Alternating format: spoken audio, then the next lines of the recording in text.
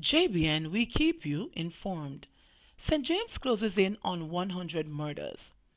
After a weekend of brazen gun attacks that left 4 people dead, St. James, one of 3 western parishes blanketed by a state of emergency, is close to recording 100 murders this year. 1 murder was recorded last Friday, 1 on Sunday, and 2 on Monday, pushing the total number of homicides in the parish to 91 since the start of the year. This is a 26% jump when compared with the 67 murders recorded in St. James over the corresponding period last year, according to police statistics. With 8 months gone in the year, police data showed that 897 persons have been murdered in Jamaica this year, 12 more than were recorded over the similar period last year. Among the victims of this weekend's rampage in St. James is popular businessman Andrew Andy Chin, who was killed at his business place. Vardian Banton, also called Jason 20, Conrad Lawrence 29, and a still unidentified man were also murdered. The police say Lawrence, who is from the community of Belfont, was surprised by a group of armed men as he entered his home. They opened fire and he ran to another house in the area where he collapsed and later died, a police report said. Banton, who resided in Glendavon, was reportedly shot and killed shortly after midnight on Sunday by unknown assailants in the community of Guts Bottom. Belfont was the scene of another murder on Monday. The police say the unidentified man was shot and killed there shortly after 10 a.m. by unknown assailants. Man charged for fatally shooting acquaintance. The police say that a man has been charged for the June 24, 2019 killing of an acquaintance on Arbor Street in downtown Kingston. Charge is Omar Campbell, also known as Up Up.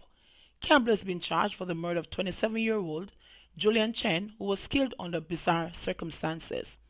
According to police reports, Chen was reportedly traveling in a motor vehicle along Arbor Street when he stopped to give assistance to Campbell, whose motor vehicle appeared disabled.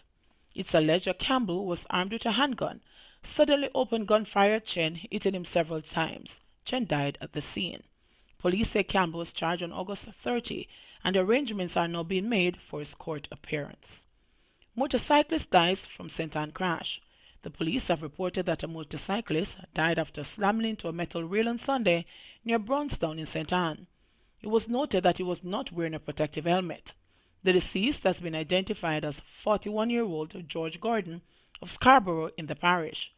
According to police reports, Gordon was driving a motorcycle on his way to Brownstown at about 4 p.m. when he collided into a metal rail along the roadway. He fell from the motorcycle and sustained severe head injuries. The police were summoned and the injured biker was taken to the hospital where he was pronounced dead. Jamaica mobilizes disaster response team for Bahamas. Jamaica has mobilized the Disaster Assistance Response Team, DART, to be dispatched to assist hurricane-ravaged Bahamas, the Office of the Prime Minister announced on Tuesday.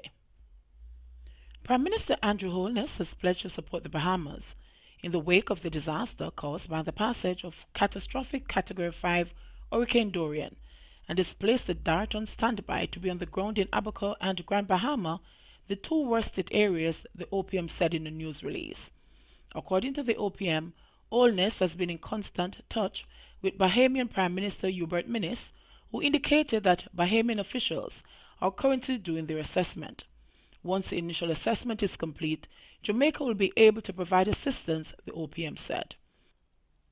Holiness, the release added, has also offered condolences to the government and the people of the Bahamas on their lives lost as a result of the hurricane.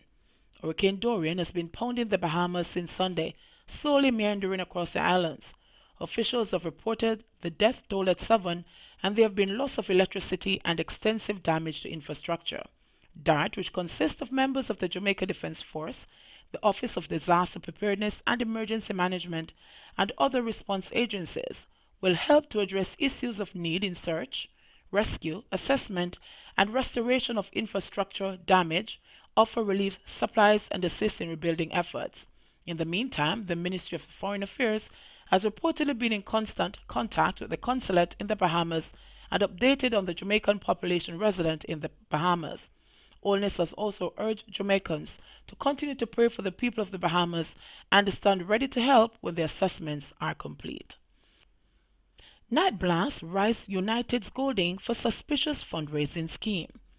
The The One PNP campaign is calling on the People's National Party's PNP Election Monitoring Committee to immediately investigate an announcement by the Rise United campaign chairman Mark Golding that he has raised $10 million to create an endowment fund to help struggling party workers.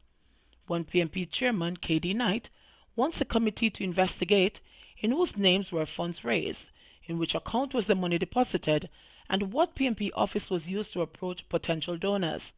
This suspicious fundraising scheme is not a PNP initiative as it has not been sanctioned by the party's annual conference, NEC, nor the executive committee, Knight said in a statement from the One PNP team yesterday.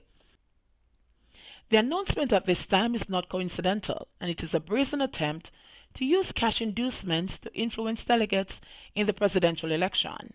Rise United is trading on the economic needs of comrades, and it is a despicable attempt to use money to grab power, which has never been a part of the internal PNP democracy, Knight said in the statement. He called on the Rise United campaign to cease and desist from importing alien behavior into the PNP, adding that Golding gave up the treasury of the party on the grounds that he was not good at fundraising, yet he is spearheading an unauthorized fundraising scheme with the sole purpose of influencing votes. PNP President Dr. Peter Phillips and his One PNP team are seeking to fend off a leadership challenge by Peter Bunting and the Rise United team. Delegates are scheduled to vote on Saturday, September 7. Mom pleads for her son's safe return home. Latanya Davis last saw her 21-year-old son 3 weeks ago, and since then she has hardly slept. Her son, Tafara Campbell, was seen in the community of Kintyre St. Andrew before he went missing. He was last seen in a white shirt, blue shorts, and a pair of pink Puma sneakers. Davis said she is severely stressed as a result of her son's disappearance, adding that she has to be taking various types of medication to help her cope. Me have one string load of medication to take. Me I take things when me never take before, she said. Davis said she did not realize that her son was missing until Saturday, August 17. Him sent a WhatsApp message to his girlfriend saying that she should come here. He wants to tell her something. That was Friday, August 16. The Saturday morning she came to her house and asked if him sleep down here, and I said no, and she said he didn't come home. We know that he's a person that will wake up early and go around, but Sunday even when we can't see him, we said, no man, something is wrong, she said. We report that he was missing at the Papine police station, but we haven't heard anything as yet, she added. The 35-year-old mother said Campbell, who often does construction jobs, was seen as a role model for his younger siblings. As the first of 8, Davis said that he would often try to steer his siblings in the right direction. We talked to all of his friends that we know, and him said them don't see him. I don't know where upon the planet him there. We can't even get him phone. We went to the places where him would work or hang out and nobody don't see him. We don't want nobody when I know where him there for call me. We just want to know that he's okay, she said. Anyone who knows his whereabouts has been asked to call his mother at 876-354-8274. That's 876-354-8274. The Reverend Hartley Perrin, the chairman of the Clifton Boys Home in Darliston, Westmoreland, is bemoaning the lack of government support in the rebuilding of a facility which was razed by fire 2.5 years ago. The reconstruction of the home is being facilitated through donations from individuals and organizations who have heeded the institution's call for help. However, the work has been progressing at snail's pace because of a shortage of funds. Regrettably, although the boys are really wards of the state, the government has not yet given favorable consideration in terms of the financing towards the home, Perrin said as he explained the challenges being faced in recovering from the fire. The Clifton Boys Home was destroyed in a catastrophic blaze on January 15, 2017, leaving 28 boys homeless. They were subsequently relocated to the nearby Caledonia Assemblies of Holiness Church. Some time ago, Audley Shaw, who was then the Minister of Finance, told Parliament that they would be responsible for the rebuilding of the Clifton Boys Home following the fire. But to date, although we have been consistent with the plans in terms of what is required of us, the funding has not come from the government, said Perrin, who is also the custos of Westmoreland. Clifton Boys Home is one of 3 children's homes operated by the Anglican Church in Jamaica. It was established in 1961. The other two are the Wortley Home for Girls in Constant Spring, St. Andrew, and the St. Monica's Home in Chapelton, Clarendon. Reconstruction works began in March of this year, with just about half of the money needed to rebuild the facility identified. The church has now found its back against the wall as it struggles to raise the remaining funds to complete the $60 million project, which it had hoped to complete by the end of the year. We're looking at about $28 million in deficit, Perrin said. We're using this opportunity to appeal to the government again to help us. We're helping them in terms of housing these boys and helping Jamaica in this way. Persons and organizations who wish to contribute to the project can make a donation to the Clifton Boys Home Rebuilding Fund at the NCB Savlamar account number 611098561 Jamaica currency, or account number 614525185 US currency.